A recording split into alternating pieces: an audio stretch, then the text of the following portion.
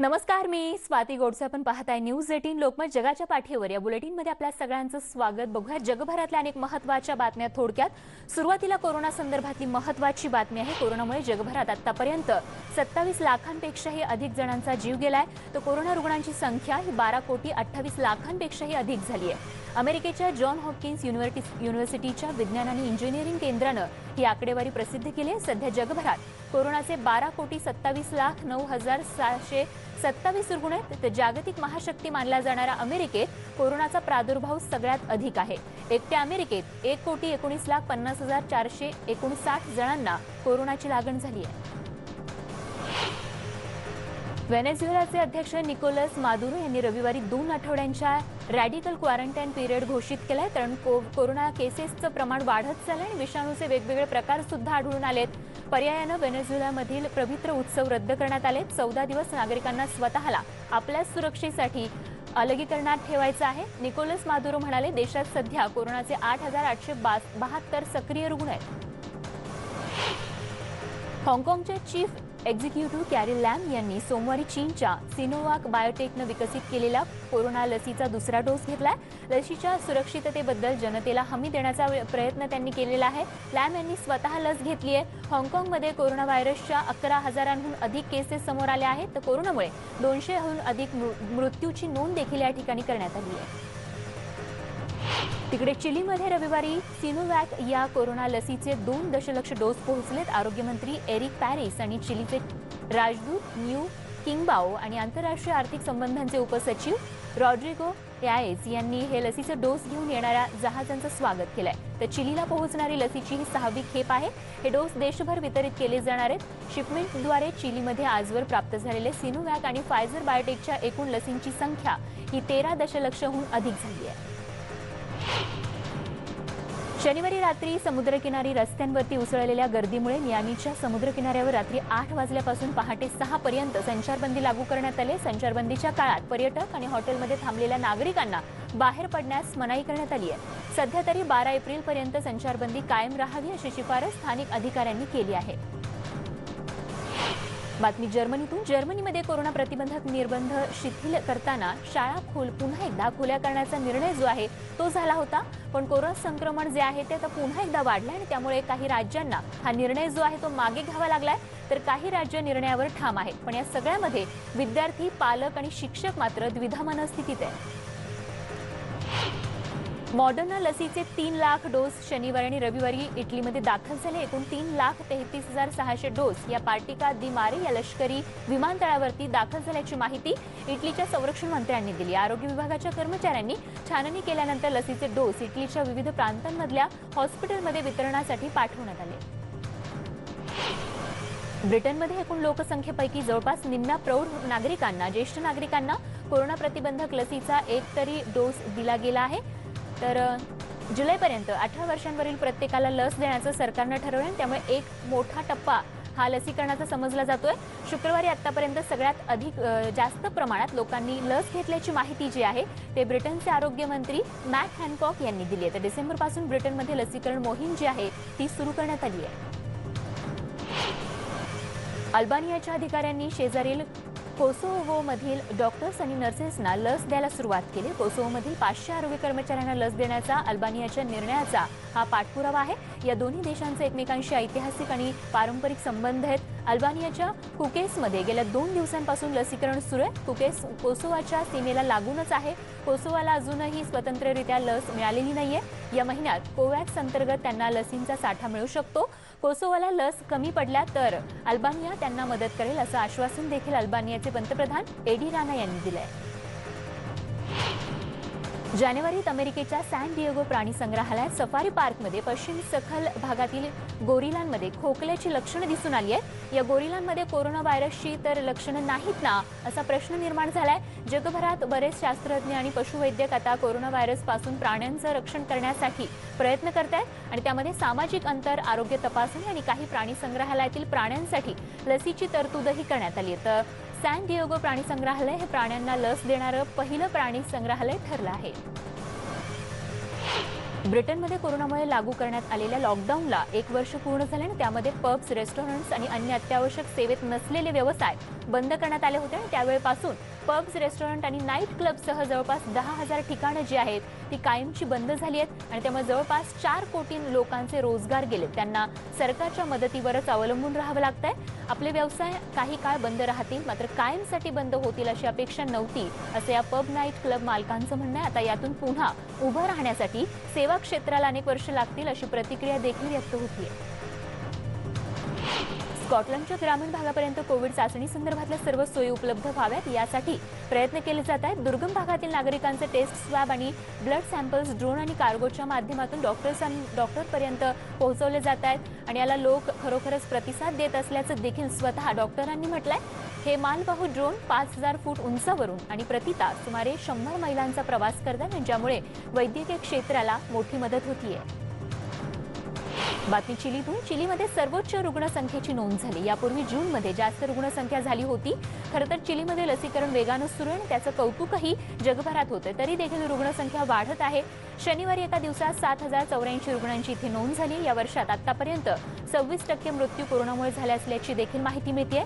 लसीकरणाचा सकारात्मक परिणाम जाणवण्यासाठी आणखीन काही महिने जाऊ द्यावे लागतील असंही तज्ज्ञांचं म्हणणं आहे. चिलीमधील जवळपास 75% महापालिका क्षेत्रांमध्ये अत्यंत कडक निर्बंध आहेत. तसंच परदेशातून विशेषतः ब्राझीलमधून चिलीमध्ये येणाऱ्या प्रवाशांच्या संख्येवर देखील मर्यादा घालण्यात आल्या.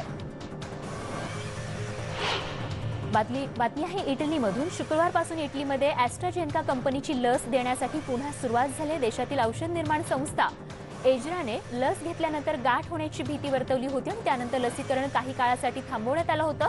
मात्र युरोपियन मेडिसिन एजन्सीनं लस घेणं सुरक्षित आणि प्रभावी असल्याचा दावा केल्यानंतर आता पुन्हा इटलीनं ही बंदी उठवली आणि लसीकरण पुन्हा एकदा सुरू केलंय. मग इटलीतील नागरिकांनी लसीकरण केंद्राबाहेर रांगा लावून सकारात्मक प्रतिसादही दिलाय.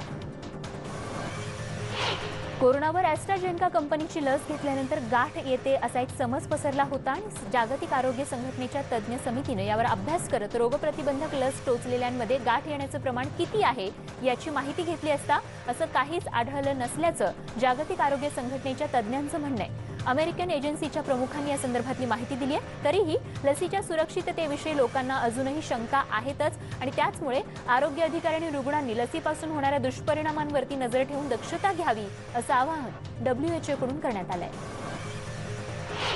युरोपियन नियामकांनी या ठिकाणी केलेल्या शिफारशीनंतर जर्मनीने शुक्रवारपासून ॲस्ट्राझेनेका लस पुन्हा वापरण्यास सुरुवात केली आहे. युरोपियन औषध एजन्सीने गुरुवारी ही लस सुरक्षित असल्याचा निर्वाळा दिलाय. लस घेतल्यानंतर गाठ येते असं या दाव्यामुळे मध्यंतरीच्या काळात लसीकरण जे आहे ते या ठिकाणी थांबवण्यात आलं होतं. मात्र आता जागतिक आरोग्य संघटनेच्या मार्गदर्शनानुसार डझनभरहून अधिक युरोपियन देशांनी पुन्हा या लसीच्या वापराचा मार्ग सुरू केला आहे. ब्राझीलमध्ये एका दिवसात 1,290 रुग्णांचा कोरोनामुळे मृत्यू झाला. त्यामुळे ब्राझीलमध्ये आतापर्यंत कोरोनामुळे 2,94,000 जणांचा बळी गेलाय. तर एका दिवसात 47,774 नव्या रुग्णांची नोंद झाली. साओ पाओलोमध्ये सगळ्यात अधिक रुग्णसंख्या आहे. इथल्या ICUमध्ये जवळपास 91% बेड्स भरले आहेत. तर गेल्या वर्षीपेक्षा 60 वर्षांवरील रुग्णांच्या मृत्यूमध्ये 35% वाढ झाली आहे. तर नवीन स्ट्रेनमुळे कोरोना रुग्ण आणि मृत्यूसंख्येत वाढ झाली आहे. ICUमधील बेड्ससाठी लांबच लांब रांगा लागल्याचं देखील इथे बघायला मिळतं.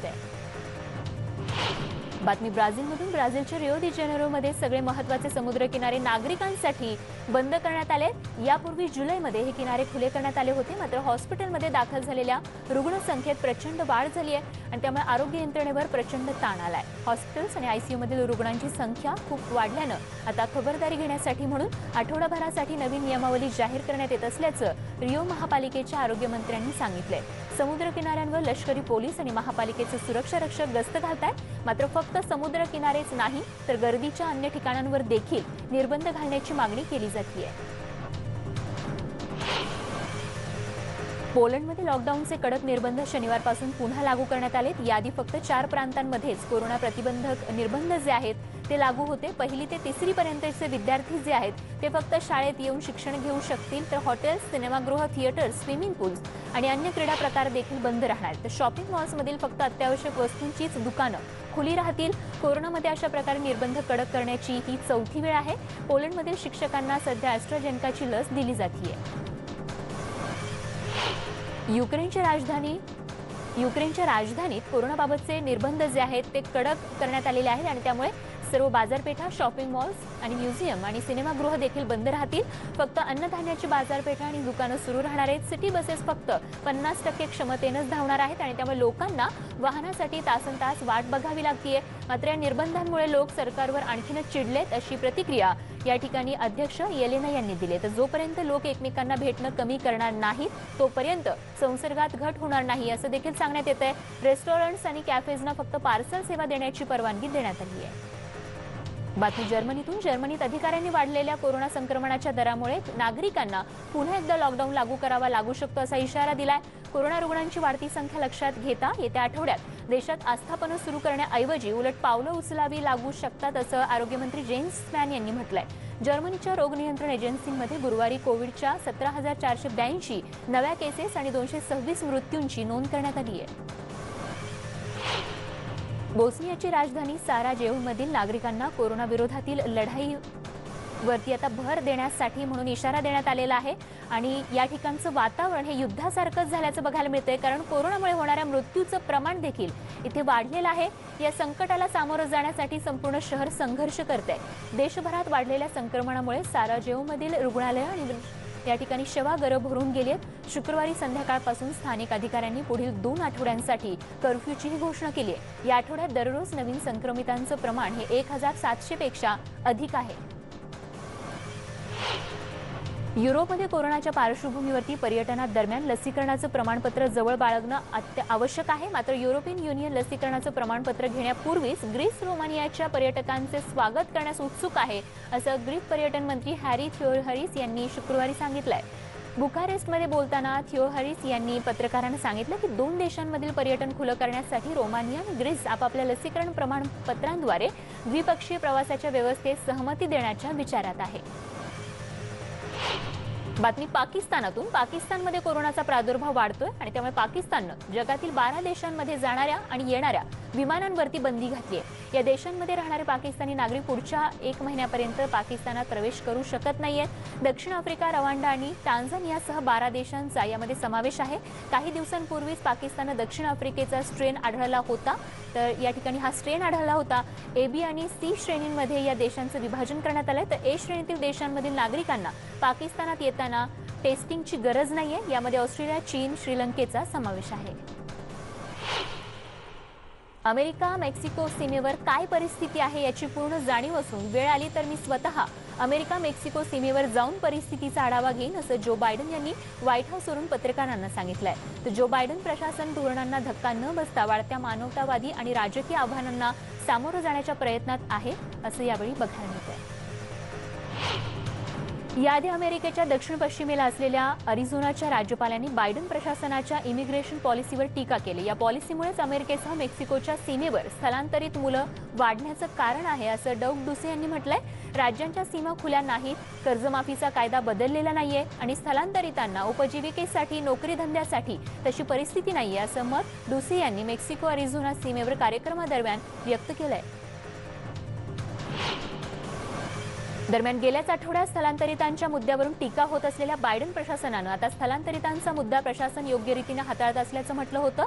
राजकीयदृष्ट्या हा मुद्दा बायडन प्रशासनाला अडचणीत आणणारा असला तरी संसदेतील डेमोक्रॅटिक पक्षाच्या नेत्या नॅन्सी पेलोसी यांनी परिस्थिती नियंत्रणात असल्याचं वक्तव्य केलंय. अमेरिकेच्या दक्षिण सीमेवर अनेक स्थलांतरित मुलांचा समूह सीमा पार करून येत असल्याच्या मुद्द्यावरून सध्या अमेरिकेतील राजकारण तापलंय. बायडन प्रशासन स्थलांतरितांच्या बाबतीतील धोरणात आमूलाग्र बदल करणार असल्याची ही चर्चा सुरू आहे.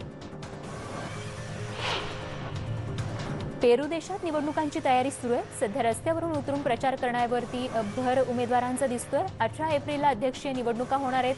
फ्रान्सिस्को सगास्ती सध्या अंतरिम अध्यक्षपदी आहेत. मार्टिन विस्कारा यांच्यावर भ्रष्टाचाराचे आरोप झाल्याने त्यांच्यावर महाभियोग चालवण्यात आला होता. कोरोनाच्या आपत्कालीन परिस्थितीमुळे भव्य मेळावे घेण्यास पेरू देशात बंदी घालण्यात आली आहे.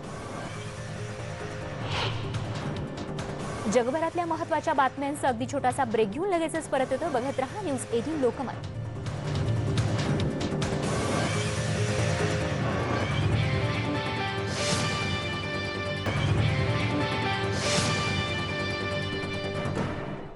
आपण पाहताय न्यूज 18 लोकमत. जगाच्या पाठीवर या बुलेटिनमध्ये आपल्या सगळ्यांचं पुन्हा एकदा स्वागत. बघूयात जगभरातल्या आणखीन काही महत्त्वाच्या बातम्या थोडक्यात. युक्रेनची राजधानी कीव येथे शेकडो आंदोलक रस्त्यावर उतरल्याचं बघायला मिळालं. उजव्या विचारसरणीच्या कार्यकर्त्याला तुरुंगात डांबल्याबद्दल ही निदर्शनं करण्यात आली.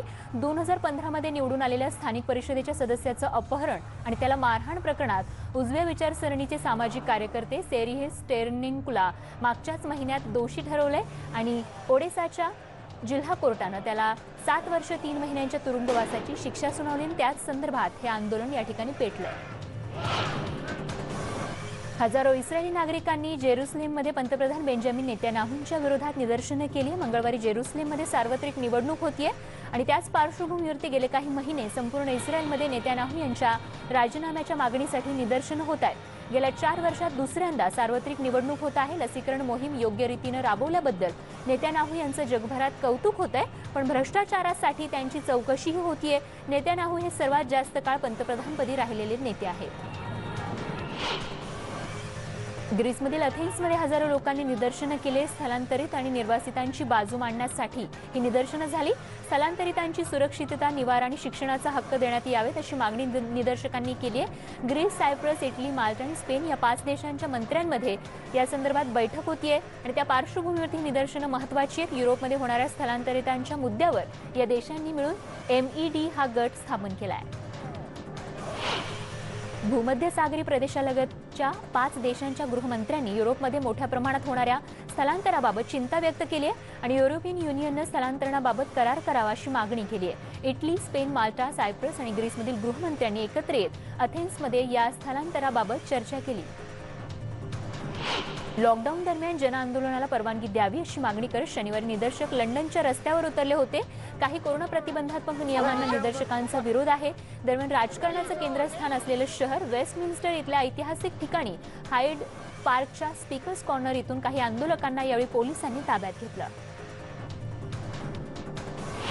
बातमी स्पेनमधून. स्पेनमधल्या प्राणीमित्र संघटनांनी शनिवारी प्राण्यांच्या कत्तलीचा निषेध केलाय. बार्सिलोनातल्या जगप्रसिद्ध लास रामला बोल्वार्डच्या फूड मार्केट बाहेर जाऊन त्यांनी हे आंदोलन केलंय.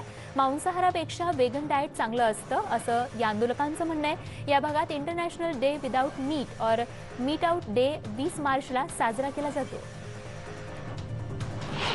रोमानियातल्या बुखारेस्टमध्ये लसीकरणाविरोधात शनिवारी आंदोलन करण्यात आलं. सुरुवातीला युनिव्हर्सिटी स्क्वेअर आणि विक्ट्री स्क्वेअर परिसरात आणि त्यानंतर रोमानियाच्या संसदेबाहेर एकत्र येत आंदोलकांनी लसीकरण बंद करा आणि आम्हाला यातून स्वातंत्र्य हवं असल्याच्या घोषणा दिल्या. यातल्या अनेकांनी मास्क देखील घातले नव्हते. राष्ट्रध्वज हातात घेत आंदोलक रस्त्यावर घोषणाबाजी करत होते. महिलांचा हिंसाचारापासून बचाव करणारा इस्तंबूल करार मागे घेण्याच्या तुर्कीच्या निर्णयाच्या विरोधात महिला गट आणि त्यांच्या सहयोगी संघटनांनी शनिवारी इस्तंबूलमध्ये निषेध नोंदवला. निर्णय मागे घ्या अशा घोषणा यावेळी महिला आंदोलकांनी दिल्या. तुर्कस्ताननं 10 वर्षांपूर्वी सगळ्यात प्रथम यावर सहमती दर्शवली होती. ज्या हक्कासाठी वर्षानुवर्ष संघर्ष केला तो एका रात्रीत कोणी मिटवू शकत नाही असं या आंदोलकांचं म्हणणं होतं. या करारानुसार पुरुष आणि स्त्रियांना समान हक्क आहेत आणि महिलांवरील लैंगिक आधारित हिंसाचार रोखण्यासाठी, पीडितांचं संरक्षण करण्यासाठी आणि दोषींवरती कारवाई करण्यासाठी प्रशासकीय अधिकाऱ्यांना पावलं उचलणं भाग पाडलं जात होतं. आणि जगभरातल्या सगळ्या महत्त्वाच्या बातम्यांसोबतच या बुलेटिनमध्ये वेळ झाली इथेच थांबण्याची. ताज्या अपडेट्ससह लगेच पुढच्या बुलेटिनमध्ये भेटतो. बघत रहा न्यूज 18 लोकमत.